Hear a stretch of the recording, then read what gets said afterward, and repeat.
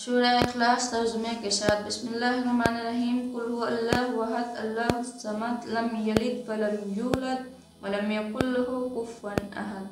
तर्जुमा, आप कह दीजिए कि अल्लाह एक है, अल्लाह बेनियाज है, वो न किसी का बाप है न किसी का बेटा और न कोई उसके बराबर है। क्यों सूरह इखलास नाजिल हुई, इसके बारे में जानते हैं। इस सूरह के नाजिल होने की वजह यह है कि एक मर्तबा मुशरिकीन ने हुजूर सल्लल्लाहु अलैहि वसल्लम से कहा कि आपने रब की सिफत और नसब ख़ानदान बयान करो, तो इसमें उन काफिरों का जवाब है। सूरह इखलास की फजीलत, इसके बारे में जानते हैं। हुजूर सल्लल्लाहु अलैहि वसल्लम ने फरमाया कि सूरह इखलास 1/3 कुरान के बराबर है। एक दूसरी जगह फरमाया कि जो शख्स सुबह और शाम कुल हु अल्लाह और मुआवजतैन यानी कुल औज़ु बिरब्बिल फलक और कुल औज़ु बिरब्बिन नास पढ़ लिया करे तो ये उसके लिए काफ़ी है।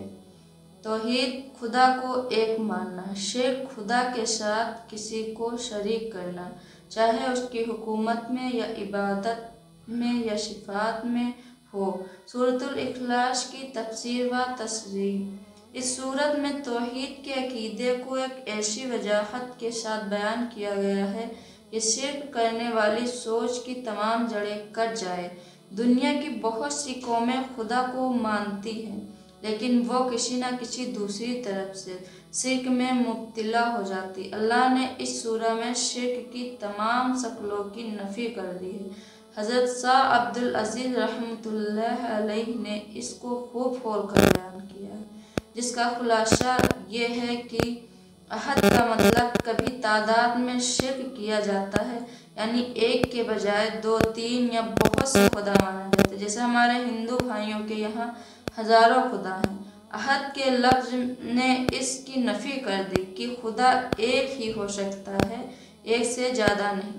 समद का मतलब कभी मनसब व मर्तबे में शिर्क होता है, जैसे अल्लाह के साथ किसी और को रिज़्क़ का देवता, किसी को इल्म की देवी, किसी को ज़िंदगी और मौत का मालिक समझ लिया जाए, यानी अल्लाह की जो खुसूसी सिफ़तें जिलाना, मारना, रिज़्क़ देना वगैरह हैं, उनमें दूसरों को शरीक कर लिया जाए। समद के लफ्ज़ों से इसको रद्द कर दिया कि अल्लाह को किसी काम के अंजाम देने में किसी शरीक व मददगार की ज़रूरत नहीं, वो बेनियाज है और अपने आप में काफ़ी है। लम यलिद वलम यूलद का मतलब कभी शिर्क इसमें होता है कि खुदा के लिए एक कुंबा या ख़ानदान मान लिया जाए, जैसे खुदा का बेटा, खुदा का बाप, खुदा की बीवी, और ये सोचा जाता है कि यह खुदा का रिश्तेदार है। तो खुदाई इसमें भी है कि लम यलिद वलम यूलद कहकर इसकी जड़ काट दी कि ना खुदा की कोई औलाद है और ना खुदा खुद किसी की औलाद है।